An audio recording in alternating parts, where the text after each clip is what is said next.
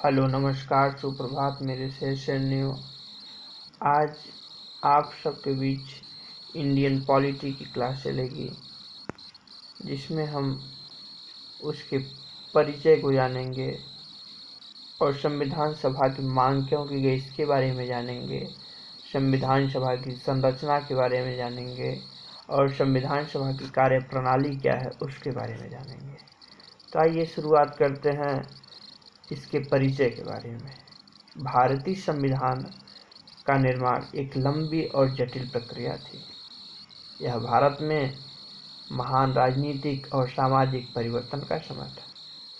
संविधान निर्माताओं को विभिन्न समूहों और हितों की प्रतिस्पर्धी मांगों को संतुलित करना था।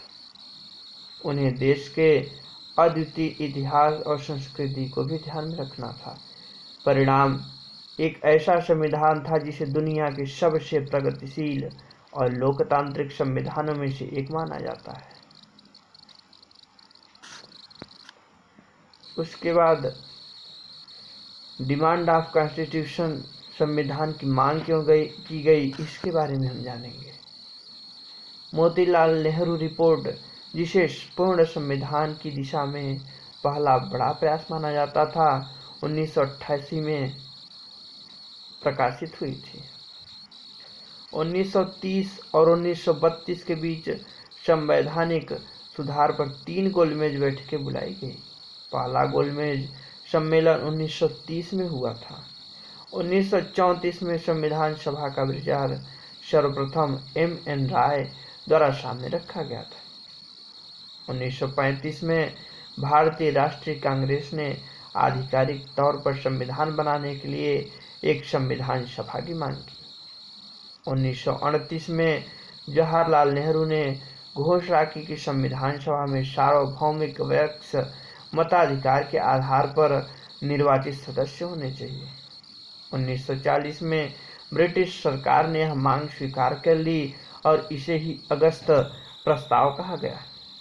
1946 में कैबिनेट मिशन के आधार पर संविधान सभा का गठन किया गया, जो 16 मई 1946 को भारत आया था।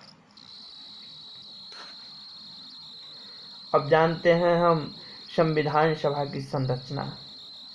इसकी संरचना के बारे में हम जानेंगे। संविधान सभा में सीटों की कुल संख्या 398 सीटें, जिसमें 292 सीटें ब्रिटिश प्रांत की थी, 93 सीटें रियासतों की थी और 4 सीटें मुख्य आयुक्त क्षेत्र के लिए निर्धारित की गई थी। ब्रिटिश प्रांतों को 2 प्रमुख समुदायों में विभाजित किया गया था, जिनमें मुस्लिम और सामान्य शामिल थे। उस विशेष समुदाय के सदस्यों ने सभा के लिए प्रत्येक समुदाय के प्रतिनिधियों को चुना। बाद में भारत के विभाजन के कारण कुछ क्षेत्र पाकिस्तान को हस्तांतरित कर दिए गए।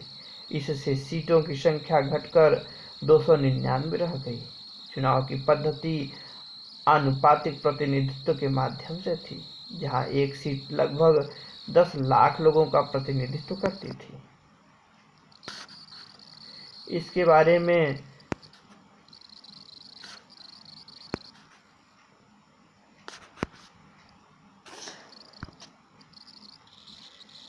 अब इसकी संरचना बारे में और समझते हैं। 9 दिसंबर 1946 को संविधान सभा की पहली बैठक 211 सदस्यों के साथ हुई। सभा के प्रथम अध्यक्ष डॉक्टर सच्चिदानंद सिन्हा थे। 11 दिसंबर 1946 को इसके स्थायी अध्यक्ष डॉक्टर राजेंद्र प्रसाद को बनाया गया। उप अध्यक्ष के रूप में H.C. मुखर्जी और B.T. कृष्णमाचारी थे। संवैधानिक सलाहकार B.N. राव थे।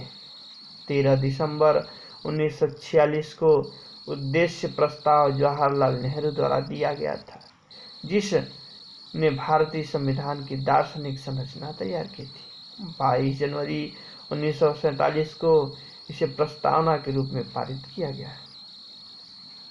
3 जून 1947 को माउंटबेटन ने 2 संविधान सभाओं की योजना बनाई।